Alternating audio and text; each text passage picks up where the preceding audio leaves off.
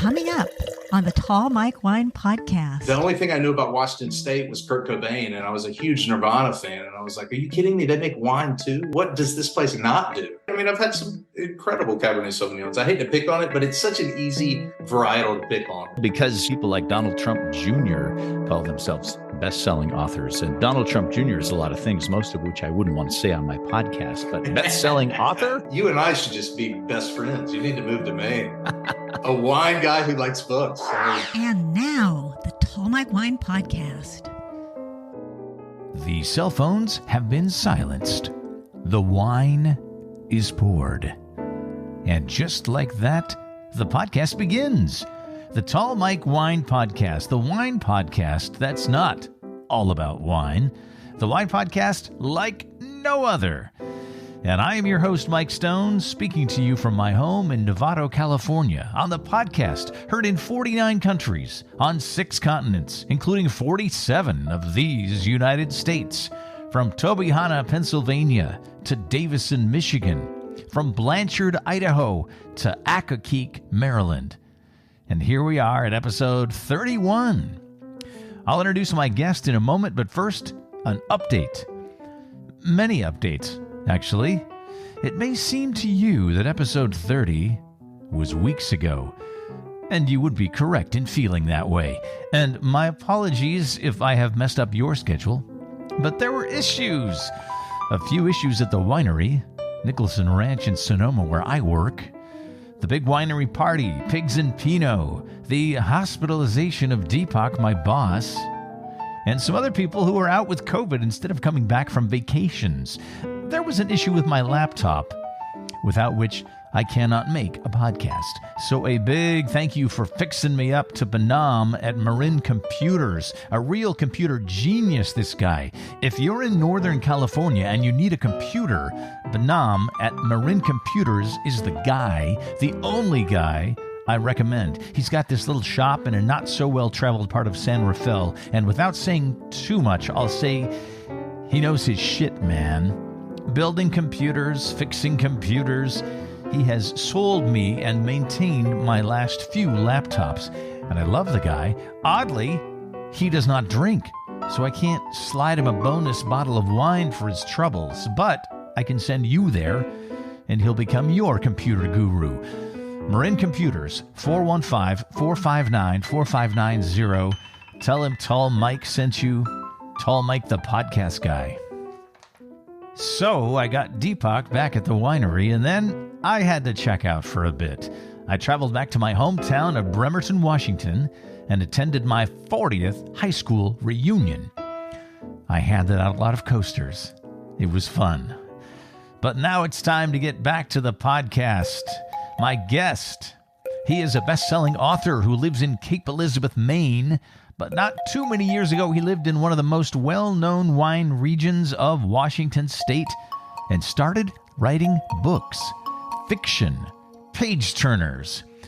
There's a series of these books called the Red Mountain Chronicles, and there's a lot more to this guy's story. The author's name is Boo Walker. I caught up with him via Zoom on a recent afternoon, and of course, sipped a little wine. I saw you pour your wine. I was like, this is just the worst. I should have done the same thing. My wife and I have taken 2 weeks off, and we just looked at each other today and we were like, it's just kind of boring. Like, our whole life is food and wine. Why are we're going totally vegan, no wheat and no alcohol for 2 weeks? And I was just like, I think I've had enough. We made reservations in an Italian restaurant here in an hour. Good for you guys. What was the idea about? COVID just kind of let ourselves go. And then we were living in Spain for a year and a half and eating every lunch and every dinner out and putting on a little bit of weight. And, honestly, about a month ago, I realized I wasn't even taking the time to sniff wine anymore. I had lost respect for it. I thought, let's just take a couple weeks to kind of have a gut check, Yeah, it's good to reset once in a while. I like to take a day or two off. That's what I was like, let's just do a weekend next time. Let's just take like 2 days off. We don't need to do 14 days.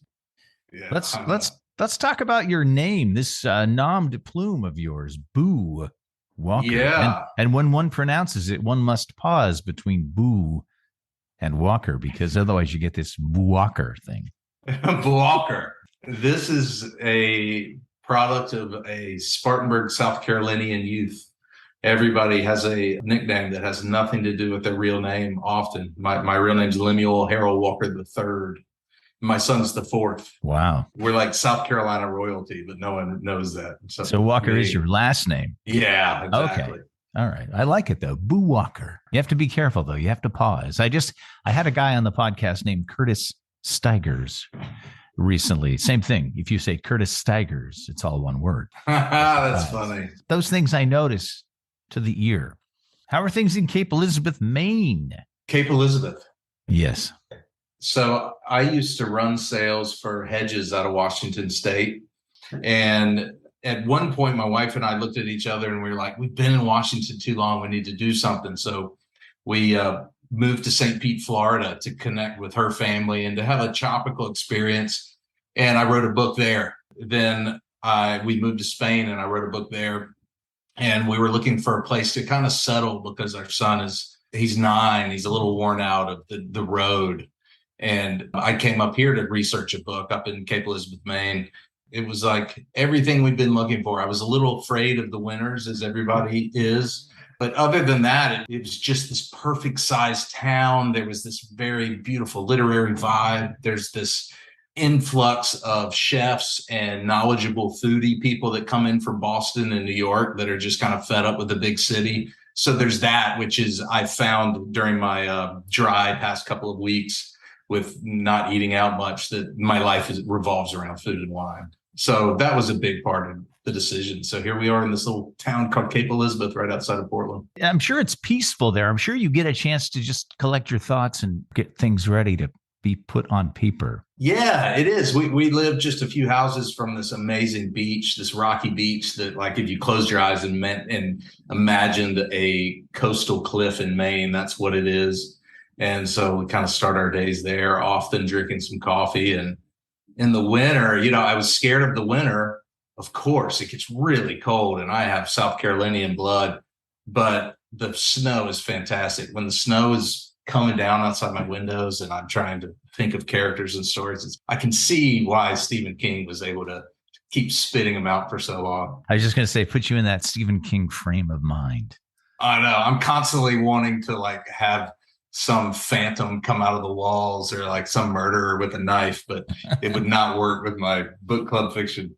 Your bio says you were in Nashville writing songs and playing the banjo at some point. When was that? What age? Yeah, so I was a bit of a hellion as a teenager, and then I discovered the banjo. I've always been a deadhead, lifelong deadhead. I don't even know when I fell in love with Jerry Garcia, but he was a great banjo player.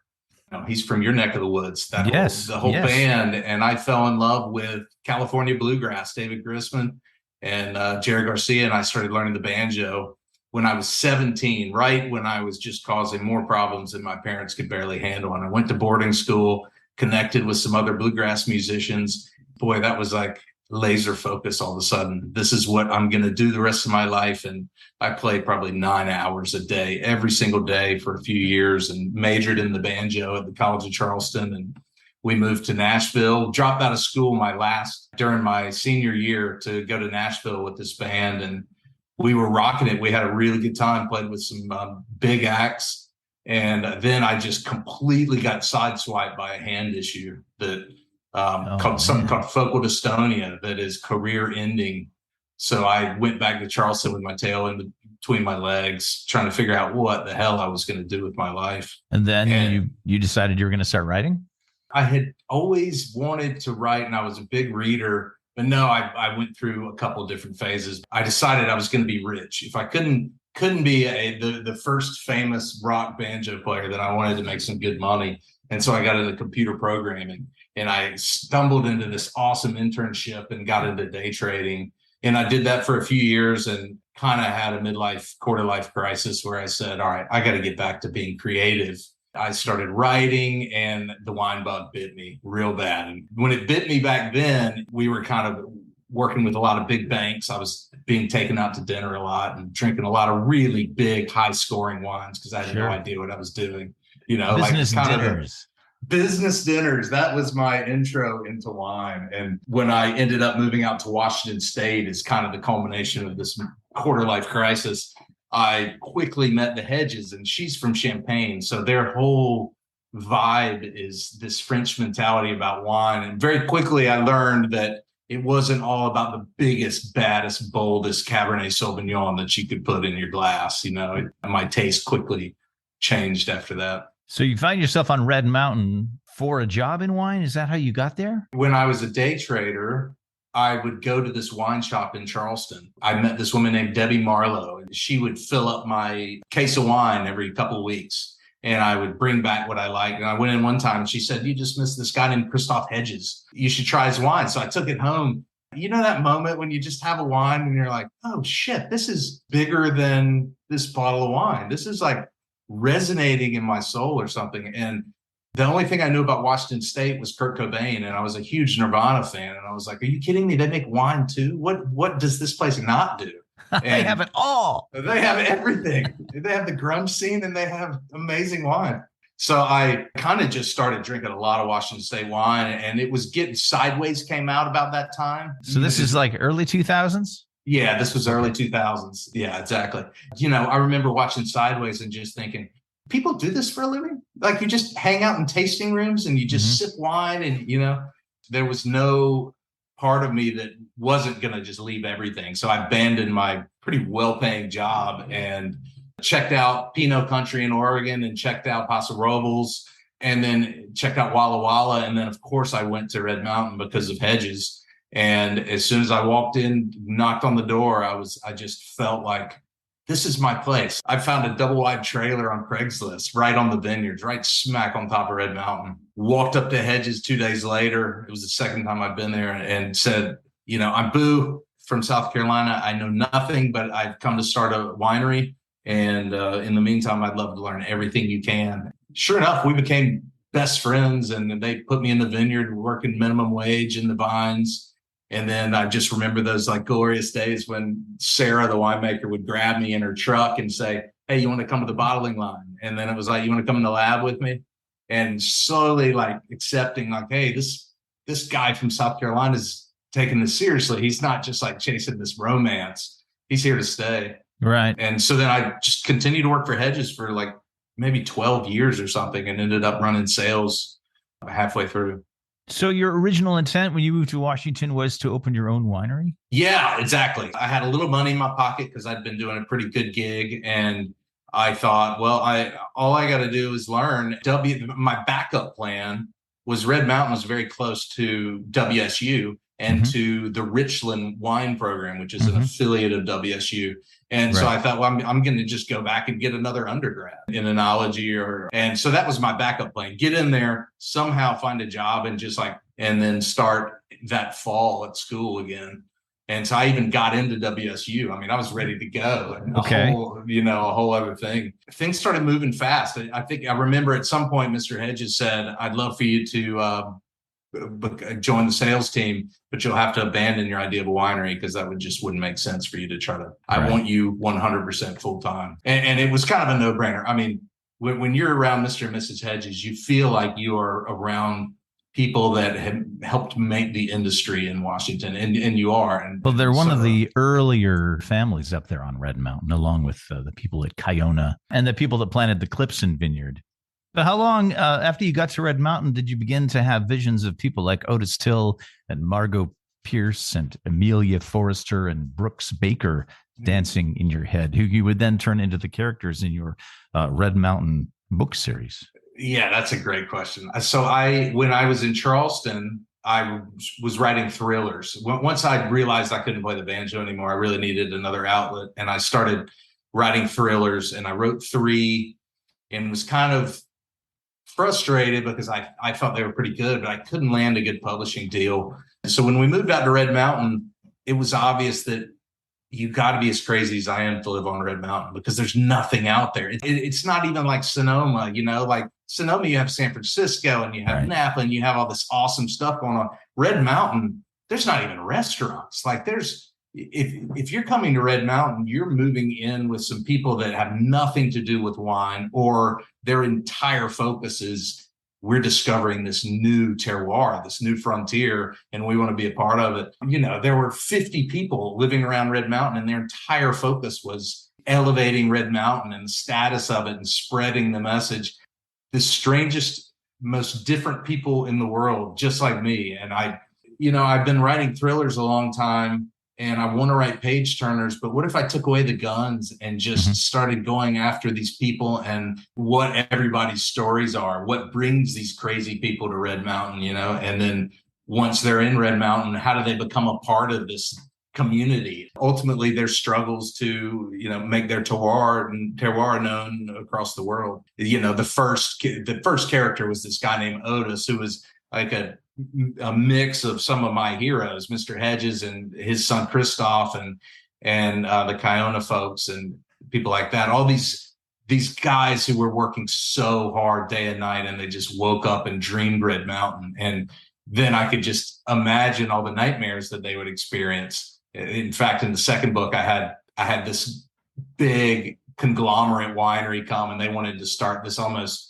circus fair thing on Red Mountain. I saw a lot of opportunities for drama with Otis. So at what point did you start to gather these thoughts and then finally sit down and put it on paper? It was pretty quick. I moved to Red Mountain in 2008, and I think, though I published it officially probably in 2015, I started it about 2011, just because it was a new genre. I really needed a lot of help. So I worked with a lot of developmental editors and had people read it, and I deleted it a bunch.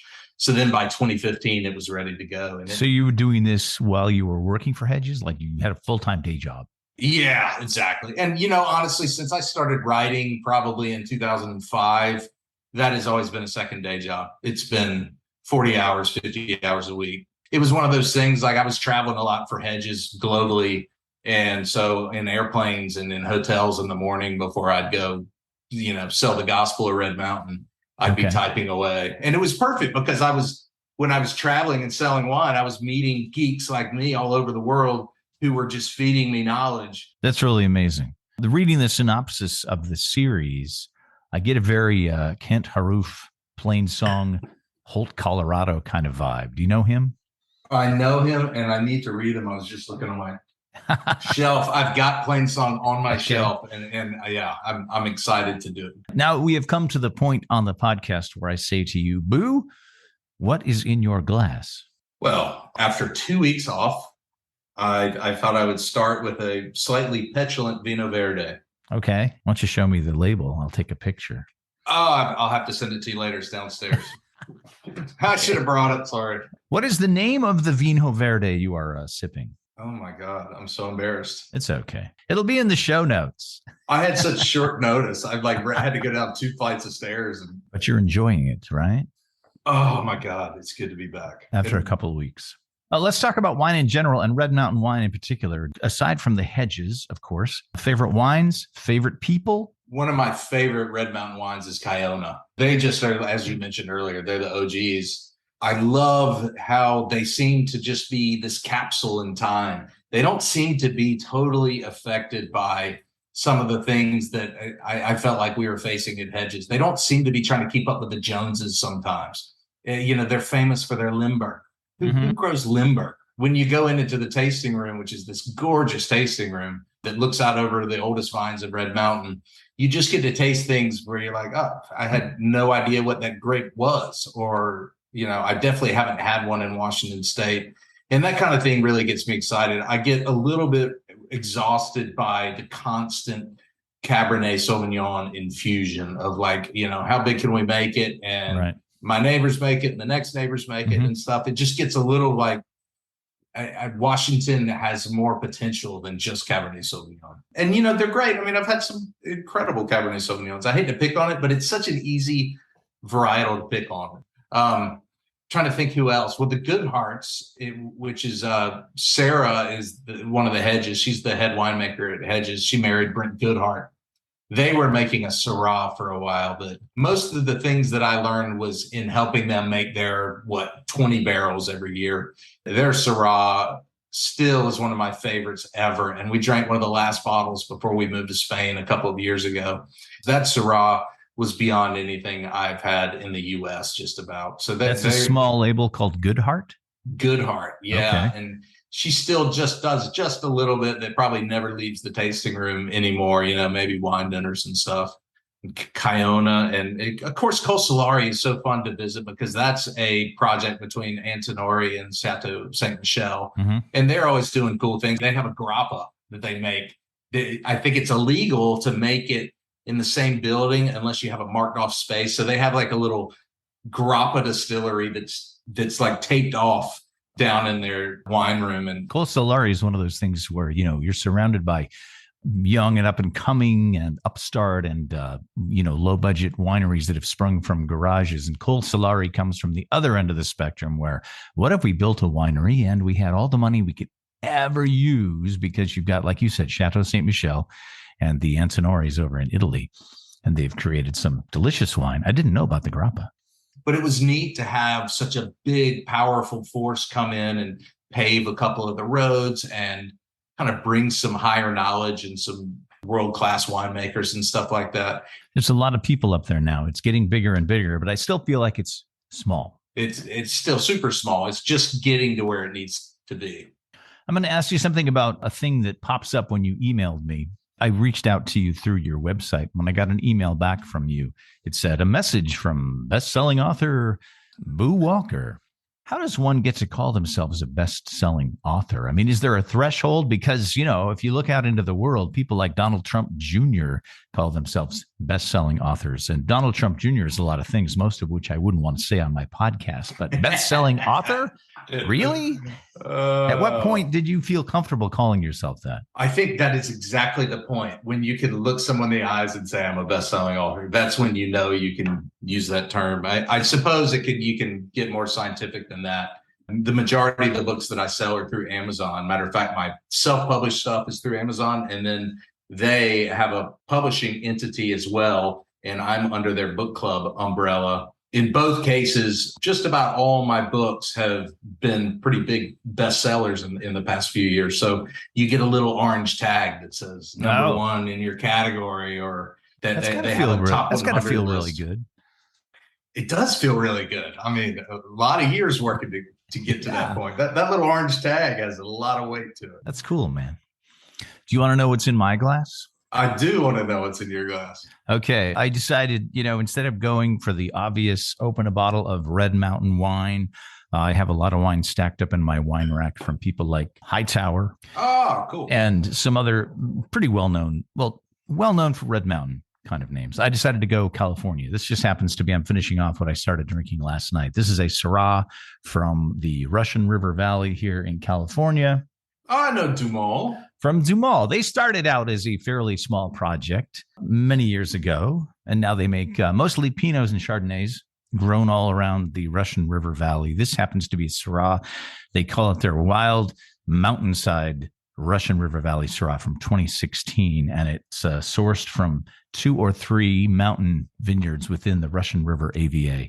It says in the tech notes that one of the vineyards is known to produce fruit that has this sort of peppery, gamey, and all this great stuff that is non-fruit related. When you get a Syrah that kind of smells like bacon fat. Totally. This is that kind of wine. Oh, that's perfect. I brought up the Good Heart Syrahs, and I think the Hedges Syrahs in general all have that super gamey duck fat quality that is so unbelievable. It's like, this is your introduction to true wine when you can get into those Syrahs that are like that, because you're right, it's not fruit at all. It's these tertiary flavors that you're like, is this okay to like? Because It doesn't seem like grapes to me. No, you're going to a different level. You're going to a different level of appreciation of wine. Once you get past the fruit flavors, and you really start to groove on the non-fruit flavors. Tell me about this line from your Twitter bio. I just happened to check it out today. Some call me the dysfunctional Buddha. Good. What is that? Yeah, no one's ever asked me that. I'm so glad you noticed that. So I am notoriously a lover of self-help books, self-development books. They've always rung true to me and helped kind of guide me, because otherwise I could get a little bit lost and stuff. I've finally slowed down. Man, I'm 43. I think I've finally achieved enlightenment, and I don't need to read them anymore. No, that's not true. I think I've read them all is what it is. And I finally slowed down, but probably for 15 or 20 years, I read more nonfiction and more self-development than I did fiction. And so when I started writing Red Mountain, there was always this element of like, I'm ready. Like I would take characters that are super dysfunctional and flawed and see how they could find healing and find peace and take a step toward their bigger self. I used what I had been studying and reading for all these years to give them the tools that they needed. Like a part of me would like to think that my books are a little bit like self-development books hidden in fiction. Okay. You know, and that's kind of what they've become. And a lot of it is, as my wife can testify, I married a psychotherapist because I needed one in my house at all times because I'm truly a mess. I'm just a complete, I can be up so high at points writing at the best and be this best-selling author. And then the next day I can, though I've got a book in the top 10 in the world or something, I can be so down on myself and so frustrated and think I'm a one-hit wonder. As I tackle each book, I always just think, what am I most struggling with in my life at this moment? And I'm going to make that character struggle with that. And then I'm going to try to figure it out through this character. That's a beautiful concept. I like it a lot. I noticed on your website, you do list a lot of your favorite books, and you do have quite a bit of self-help, a whole list of self-help books. And I actually said, oh, look, he's got this book on here that I'm currently reading, The War of Art by Steven Pressfield. Oh, yes. It's good stuff. It was recommended to me by somebody in a podcast group that I'm in on Facebook. Somebody was talking about suffering from imposter syndrome and, you know, how do you keep pushing yourself? How do you get over all those feelings of like, oh, who am I? You know, and somebody in the thread mentioned this book and I thought, well, that sounds like a cool book. So I ordered it. I could talk about that book and what you just brought up for ad nauseum. It's one of those few books, just like The Power of Now for me, where there was like my life before and then there was my life after. And I think what I just have always taken from that book is I closed it and just thought, no more excuses, no more like attaching my ego to it. Just get your butt in the chair and type words every day. Yeah. And, I love the way he just says, you know, you just have to sit down and do your work. Just do your work. It seems over really and simple. over and over again. This is an excuse. You just need to sit down and do your work. My biggest growth as an author the past 15 years is I really, being a lover of Kurt Cobain, I really have always preferred to be kind of a emotionally torn writer and artist in general. I think over the years, I've just realized that you don't have to be that way. Even you just though have the to be chicks dig it. disciplined. The chicks really dig it, but it's a really tough way to make a living. I'll tell you. You know, it's not good for your body. It's not good for your body. So I'm coming more and more to the fact of just sit down, detach from your ego, and just do what you do and recognize that maybe you have a little bit of a gift. And every once in a while, the sparks are going to fly and it's going to be great. And then there's going to be bad days too. And who cares, man? You're just like a small peon, an atom in the universe. It's okay if you have a bad day. It just doesn't matter. You know, just let it go and do your thing and try to be happy about it. Sit down, do the work. Someday the little orange thing will show up on Amazon and you'll be a best-selling author. Resilience is all it comes down to. That's right. You list some really good books that you love on the website. Great list. One of my favorite Northwest authors, Jess Walter's Beautiful Ruins. Love that book. I can't believe you've read that book. You and I should just be best friends. You need to move to Maine. A wine guy who likes books. I mean, Jonathan Safran Foer is someone I like. And then, of course, you have the Titans, Hemingway and Fitzgerald. What is a recent book you've read and loved? There is a book called Ask Again, Yes. I think that's it. Mary Beth Keane.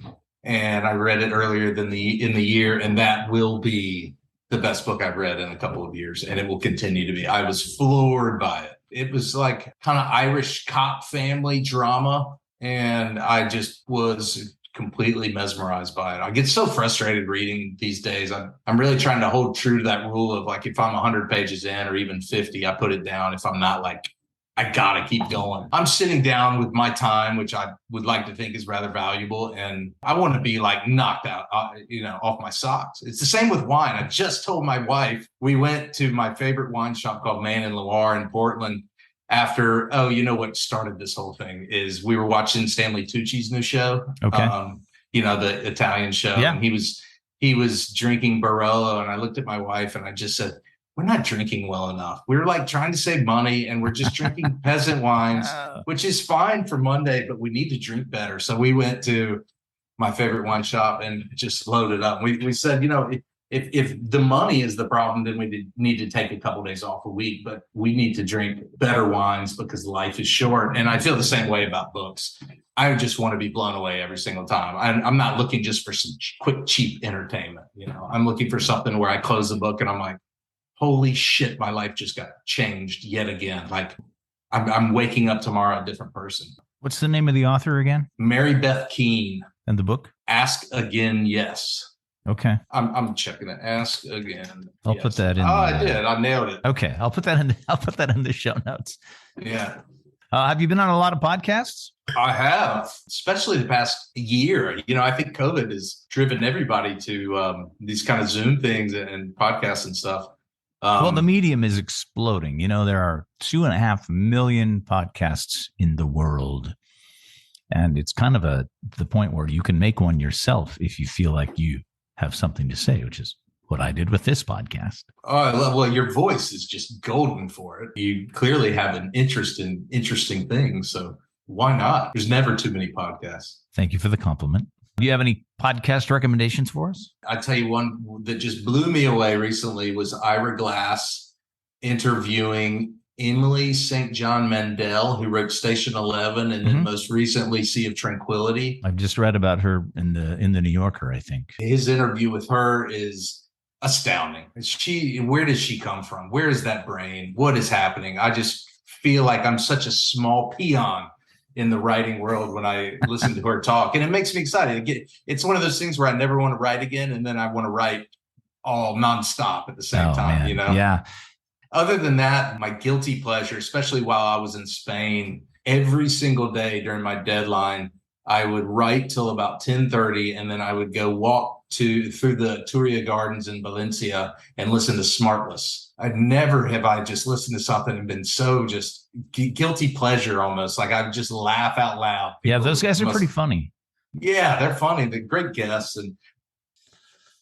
Well, is there anything else you want to tell us about Boo Walker?